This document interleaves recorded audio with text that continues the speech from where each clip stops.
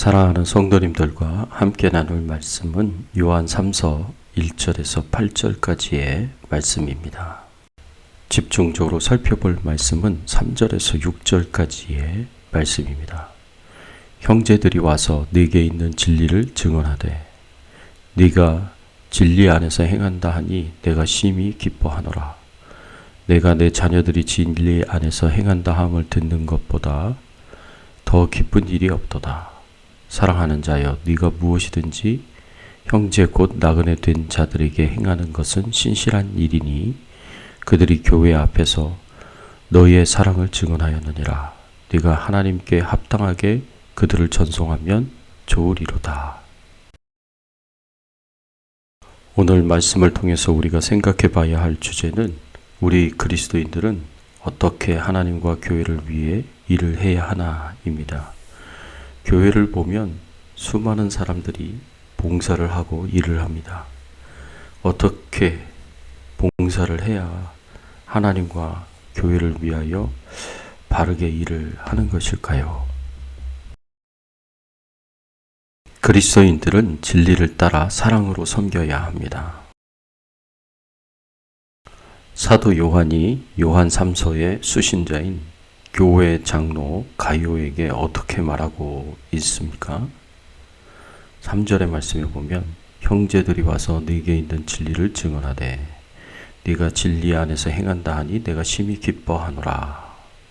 또 5절에서 6절 말씀에 보면 사랑하는 자여 네가 무엇이든지 형제 곧 나그네 된 자들에게 행하는 것은 신실한 일이니 그들이 교회 앞에서 너의 사랑을 증언하였느니라. 네가 하나님께 합당하게 그들을 전송하면 좋으리라. 사도 요한이 가이오에 대하여 말하는 것을 통해서 우리는 가이오가 교회 공동체의 장로로서 어떤 리더였는지를 알 수 있습니다. 가이오는 진리에 대하여 신실한 사람이었습니다. 가이오 장로는 진리에 대하여 하나님의 말씀에 대하여 성실하고 충성스러운 사람이었습니다. 모든 부분에 있어서 하나님의 말씀에 성실하게 순종하는 사람이었겠지만 특별히 사랑의 계명을 잘 지키는 사람이었습니다. 예수님께서 제자들에게 주신 새 계명이라고 불리는 사랑의 계명에 충실한 사람이었습니다. 요한복음 13장 34절 35절의 말씀에 보면 새 계명을 너희에게 주노니 서로 사랑하라. 내가 너희를 사랑한 것 같이 너희도 서로 사랑하라. 너희가 서로 사랑하면 이로써 모든 사람이 너희가 내 제자인 줄 알리라 하셨습니다. 예수님이 주신 이 계명을 따라 사랑으로 사람들을 섬기는 삶을 살았던 사람이 가이오 장로였습니다. 또 가이오 장로는 진리를 따라 사랑으로 사람들을 섬기는 사람이었습니다. 5절과 6절의 말씀에 보면 사랑하는 자여 네가 무엇이든지 형제 곧 나그네 된 자들에게 행하는 것은 신실한 일이니 그들이 교회 앞에서 너의 사랑을 증언하였느니라. 네가 하나님께 합당하게 그들을 전송하면 좋으리로다. 가이오가 순회 전도자들을 사랑으로 영접하고 호스피탈리티를 잘 제공해서 순회 전도자들이 복음을 전하는 일에 큰 도움을 받았습니다. 이런 가이오의 사랑의 섬김이 많은 사람들을 감동시켰고 가이오에 대한 좋은 소문이 다른 교회들에 두루 퍼져 나갔습니다. 이것이 바로 하나님이 기뻐하시는 섬김입니다. 하나님의 말씀을 따라서 하나님이 원하시는 대로 하나님의 뜻대로 말하고 행하는 것이야말로 우리 그리스도인들이 실천해야 할 삶입니다. 특별히 하나님을 위해 공동체를 위해 사랑으로 섬기는 것이 중요합니다. 그래서 하나님이 왕이 되시고 하나님께서 말씀으로 다스리고 통치하는 삶이 되어야 합니다. 성경에서 보면 이렇게 사람을 환대하는 것을 굉장히 중요하게 생각합니다. 성경에서는 사람들을 환대하는 것이 초대교회의 최고의 미덕 중에 하나였고 훌륭한 경건으로 평가를 받았습니다. 그래서 성경 곳곳에서 사람들을 환영하고 영접하여 대접하라고 가르칩니다. 로마서 12장 13절 성도들의 쓸 것을 공급하며 손 대접하기를 힘쓰라. 디도서 1장 8절 오직 나그네를 대접하며 선행을 좋아하며 신중하며 의로우며 거룩하며 절제하며. 사도 바울은 장로의 중요한 자격으로 나그네를 대접하는 것이라고 말씀합니다. 초대교회에는 예수님의 지상 명령을 따라서 땅끝까지 복음을 전하는 수많은 순회 전도자들이 있었습니다. 이들은 많은 곳을 여행하면서 복음을 전하였습니다. 이렇게 복음을 전하는데 로마에 잘 발달된 도로는 큰 도움이 되었습니다. 그렇지만 여행자들이 편안하게 쉴 곳을 찾기란 쉬운 일이 아니었습니다. 도시마다 여관이 있었지만 그곳은 술집이었고 매춘굴이기도 했습니다. 그리고 집 밖은 항상 강도들이나 짐승들의 위협이 있었습니다.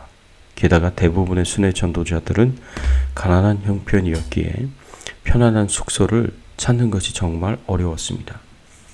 이런 순회 전도자들에게 그리스도인들이 자기 집을 개방하여 잠시 머물게 하고 따뜻한 식사를 제공하는 환대를 하는 것이 꼭 필요했습니다. 그리스도인들은 이렇게 잠시 머물고 쉴 수 있는 숙소와 따뜻한 식사와 교제를 제공하고 순회 전도자들은 이들에게 복음을 전하고 말씀을 전하고 영적인 것들을 함께 나누었습니다.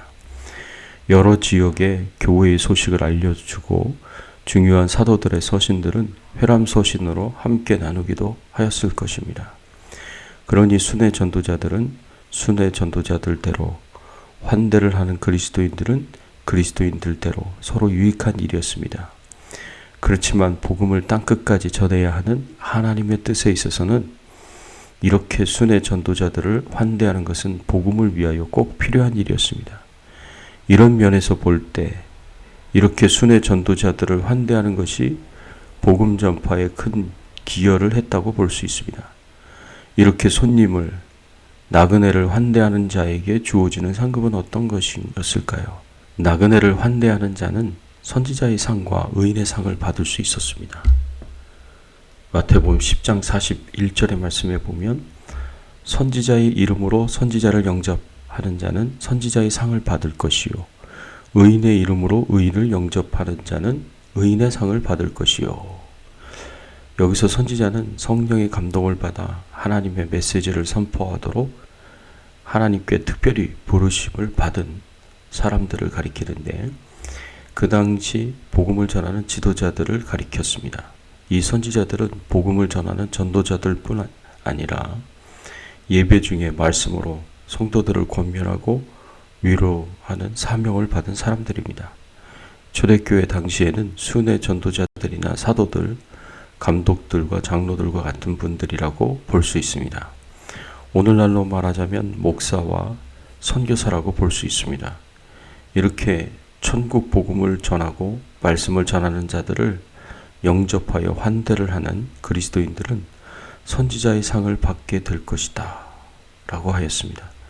이 선지자의 상을 받게 된다는 말은 선지자들이 자신의 소명을 잘 감당하였을 때 하나님으로부터 받는 상급을 동일하게 받게 된다는 것입니다. 선지자들을 잘 환대하는 것은 선지자가 복음과 말씀을 잘 전하도록 도운 것이기 때문에 복음 전파에 동참하는 것이 됩니다. 사랑하는 성도 여러분, 우리가 말씀을 전하는 목회자들과 선교사님들 잘 대접하는 것이 중요합니다. 왜냐하면 이렇게 함으로 목회자들과 선교사님들이 충성스럽게 사명을 잘 감당하여 하나님 나라의 진보를 가져올 수 있고, 더 나아가서 이렇게 대접하는 자도 목회자나 선교사님들이 받는 선지자의 상을 함께 받을 수 있기 때문입니다. 가이오 장로처럼 진리를 따라 사랑으로 사람들을 섬기고 특별히 주의 일을 하는 분들을 잘 섬길 수 있는 저와 여러분들이 되시기를 예수 그리스도의 이름으로 축원합니다. 함께 기도하겠습니다. 하나님, 오늘 말씀을 통하여 그리스도인들은 진리를 따라서 사랑으로 섬겨야 한다는 것을 알게 하여 주시고 깨닫게 하여 주시니 감사를 드립니다. 예수님이 주신 새 계명, 서로 사랑하라는 그 말씀을 우리 삶 속에서 잘 실천하며 살게 하여 주시옵소서. 특별히 목회자와 선교사님들을 잘 대접함으로 선지자의 상과 의인의 상을 함께 받을 수 있는 귀한 은혜를 허락하여 주시옵소서. 오늘도 주님과 동행하는 하루 되게 하시고 주의 나라와 영광을 위해서 살 수 있도록 인도해 주시기를 소원하오며 예수 그리스도의 이름으로 기도드리옵나이다. 아멘.